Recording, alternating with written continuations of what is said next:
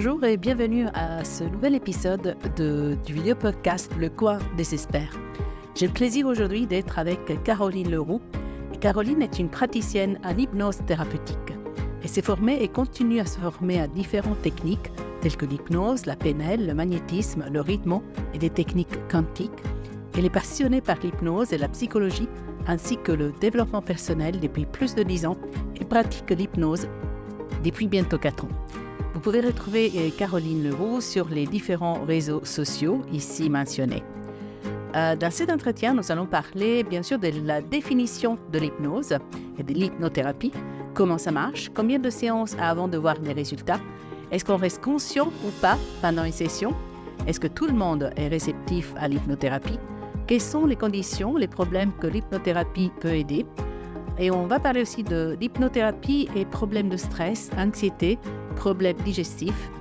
Et enfin, les conseils de Caroline pour essayer l'hypnothérapie et comment choisir un praticien en hypnothérapie.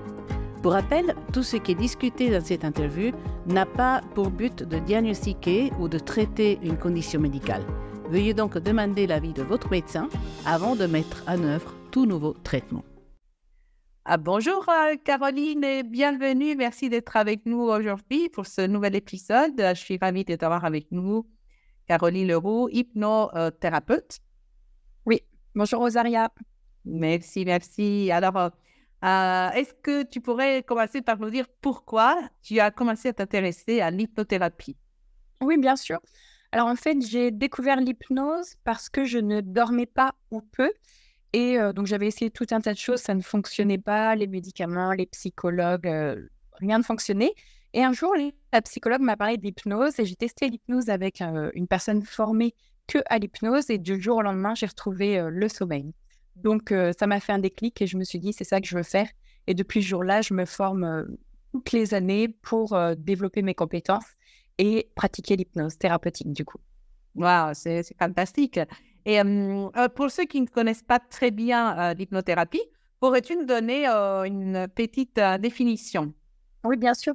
Alors en fait, l'hypnose, c'est un état modifié de conscience qui permet d'avoir accès à l'inconscient. Qu'est-ce que ça va permettre? Ça va permettre tout simplement de reprogrammer des programmes inconscients pour faire une mise à jour, pour trouver une stabilité émotionnelle, défaire des traumatismes, changer des comportements, améliorer des compétences et tout un tas de choses. D'accord, super. Donc, on parle avec l'inconscient, c'est cela, hein? Donc, Ouais. on peut reprogrammer plein de comportements, un système de valeurs, des comportements qui ne sont pas, bien sûr, reconnus au niveau conscient. Et combien de séances avant de voir des résultats? Par exemple, donne-nous un exemple d'un traitement type que tu proposes, par exemple, pour une raison pour laquelle les gens viennent te voir assez régulièrement. OK. On estime, en hypnose que pour une problématique, il faut entre 1 et 4 séances. Ça veut dire quoi? Ça veut dire que parfois pour une personne, 1 séance va suffire, mais parfois il va en falloir 2, 3, 4 pour avoir le résultat total. Tout dépend des problématiques à traiter et du travail qu'il y a à faire derrière la problématique. Bien sûr. Moi, je dirais qu'entre 1 et 4 séances, ce n'est pas vraiment beaucoup, hein. Si on Ouais, considère que c'est ça. parfois les gens ont des présentations, des problématiques assez importantes depuis longtemps. Donc, c'est quand même assez intéressant. Oui. Alors, une question qu'on se pose souvent, Caroline, est-ce qu'on reste conscient ou pas pendant une session? Là aussi, ça dépend. Alors, généralement, en thérapie, la personne, elle est consciente et semi-consciente, c'est-à-dire il y a cet état modifié de conscience où on se sent un peu dans un état second, mais on travaille entre le conscient et l'inconscient. Mais dans certains états, on peut créer des états où la personne n'est plus consciente. Ça dépend du travail qu'il y a à faire. Mais la plupart du temps, elle reste assez consciente ou ça peut être devenir flou. D'accord, OK. Et est-ce que tout le monde est réceptif à l'hypnothérapie, à l'hypnose ou pas? OK. Alors, pour l'hypnose thérapeutique, oui, tout le monde peut faire de l'hypnose thérapeutique. Il faut simplement avoir de la concentration et pouvoir avoir la capacité à imaginer les choses, à ressentir les émotions dans son corps. Par contre, pour ce qui est de l'hypnose de spectacle, là, on va vraiment prendre que les personnes très réceptives parce qu'il faut que le cerveau prenne très, très vite les suggestions et c'est des suggestions directes. Donc, pour résumer, Pour l'hypnose de spectacle, pas tout le monde peut en faire parce qu'il faut être très, très réceptif. Mais pour l'hypnose thérapeutique, oui, il y a différents outils, différentes techniques où tout le monde peut en faire. D'accord. Donc ça, c'est très, très bien. C'est très encourageant, en fait. Cela veut dire que tous les gens peuvent faire effectivement de l'hypnose pour améliorer certains problèmes. Et notamment, donc, quelles sont les conditions, les problèmes que l'hypnothérapie peut aider? Quels sont les genres de conditions que peut-être toi, tu vois davantage dans ton cabinet? Alors, justement, toute problématique émotionnelle ou de comportement, donc par exemple, ça peut être les problèmes de sommeil pour arrêter le tabac ou certaines addictions comme l'alcool, les drogues, et cetera, les problèmes de sucre. Mais ça peut être aussi, des problèmes physiques. Par exemple, il y a des personnes qui ont des douleurs et qui médicalement ou avec les ostéopathes ne trouvent plus de solution et parfois, c'est des douleurs qui sont liées à l'émotionnel. Donc on peut vraiment agir sur beaucoup de choses avec l'hypnose. Là, ça, c'est super. C'est très, très bien. Et tu parlais de, par exemple, addiction au tabac ou aux drogues aussi. Est-ce que tu vois beaucoup de gens ou est-ce que tu vois beaucoup de, voilà, de bons résultats? Oui, alors j'ai beaucoup de personnes qui viennent pour les arrêts de tabac. Pareil, un arrêt de tabac, ça peut se faire en une séance ou entre 1 et 4 séances. Ça dépend de la problématique de la personne, du travail qu'il y a à faire derrière, mais généralement, en une séance, il y a déjà de très, très bons résultats, oui. Mais ça, c'est super. C'est vraiment excellent. Oui, oui. Ah oui, oui. Mais est-ce que la personne, bien sûr, quand les gens viennent te voir, bien entendu, pour arrêter de fumer, est-ce qu'il faut avoir quand même une envie assez euh, forte de vouloir arrêter? Sinon, Alors, l'hypnose ne va pas vraiment marcher, j'imagine. c'est vrai que la volonté et l'envie vont participer au changement, hein, c'est comme tout. Si quelqu'un, je ne sais pas, veut muscler son corps, mais va à la salle de sport et s'assoit comme ça et ne fait pas les appareils, c'est sûr qu'il ne va pas être musclé. Par contre, s'il n'a pas trop envie, mais qu'il fait un peu de sport, il risque d'avoir des résultats. C'est un peu pareil avec l'hypnose. Ouais, ouais. C'est-à-dire que, j'ai déjà eu un monsieur qui est venu pour arrêter le tabac, qui ne voulait plus fumer, mais n'avait pas trop la motivation, mais il avait quand même envie parce que c'était sa femme qui demandait et autres et on a quand même eu de bons résultats, donc c'est quand même possible, mais c'est vrai que c'est quand même mieux d'avoir, la volonté et l'envie comme toute chose. Bien entendu. Oui, oui, oui. Et dis-moi, tout ce qui est problème de stress, d'anxiété et problèmes digestifs, est-ce que l'hypnose peut aider aussi, bien sûr, dans ce genre de problème? Exactement. Donc oui, l'hypnose va agir sur le stress, l'anxiété, mais aussi les problèmes digestifs si ils sont en lien avec des problèmes émotionnels. Par exemple, si on est très anxieux, souvent les personnes peuvent avoir mal au ventre jusqu'à se créer, certains symptômes. Donc là, on va agir sur les émotions pour que ça puisse agir sur le corps physique et désensibiliser les problématiques. Après, s'il y a un problème médical, là, on ne pourra pas faire grand-chose, il faudra se tourner vers la médecine, Bien vers des traitements ou des naturopathes ou autres. Bien sûr, et je t'en parle parce que justement, moi, je vois beaucoup de gens avec des problèmes digestifs, souvent chroniques. Et bien sûr, je travaille sur tout ce qui est la pathophysiologie, donc la présence des bactéries, c'est des choses il faut tuer, donc c'est bien sûr qu'il faut s'en débarrasser. Et parfois, il y a aussi un gros niveau de stress et d'anxiété autour de ces problèmes qui parfois sont malheureusement chroniques. Et je pense que dans ces cas-là, effectivement, l'hypnothérapie pourrait contribuer à un meilleur bien-être. Une autre chose que je vois souvent, c'est les gens qui ont peur de remanger parce ils sont suivis des régimes très stricts, très limités pendant longtemps. Et ensuite, ils créent une peur euh, avant de pouvoir recommencer à manger. Je pense que dans ces cas-là, l'hypnose pourrait aider.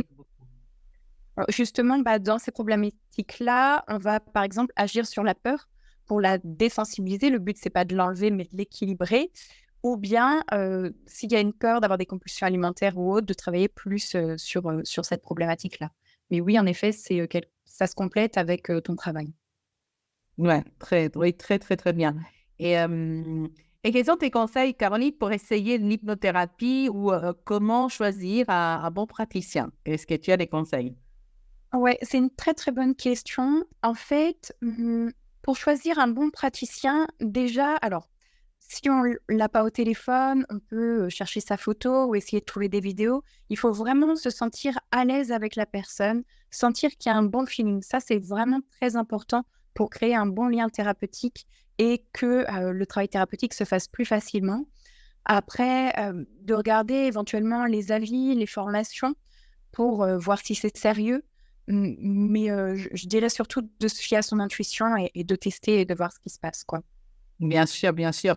Ben, j'imagine que bon, quand même, les formations sont importantes, hein. Il faut être formé parce que ce n'est pas quelque chose dans lequel on peut s'improviser, hein. L'hypnothérapie, c'est quelque chose qui demande beaucoup de temps de formation et d'expérience. Et est-ce que tu voudrais partager un cas ou deux cas, un cas intéressant que tu as eu pendant ta carrière avec... Oui, peut-être 2 pour expliquer, différentes choses. Alors, faut que j'en trouve. Alors là, j'en ai un. Par exemple, c'était pour une phobie, la phobie des plumes. La dame avait la phobie des plumes et du coup, ça l'empêchait d'aller au restaurant, ça l'empêchait de marcher dans la rue, ça l'empêchait, de marcher tranquillement parce que, elle avait toujours peur, même pour conduire. Enfin, dès qu'elle voyait un oiseau ou des plumes, ça la faisait paniquer.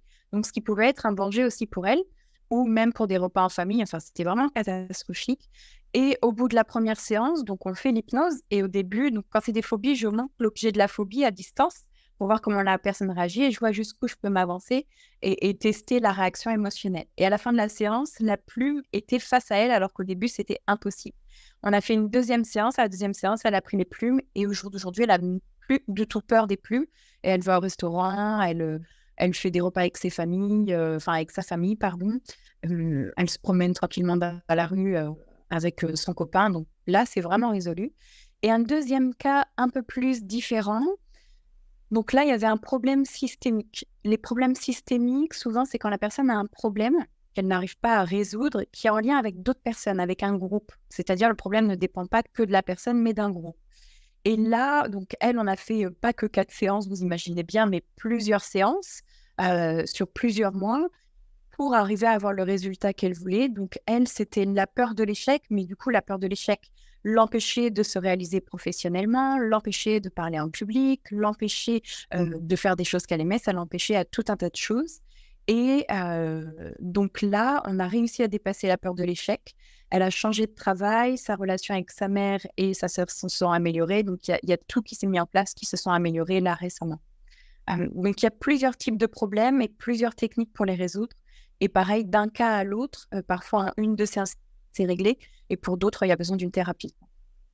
Oui, ça, c'est excellent. C'est vraiment super. Merci pour ces partages, Caroline.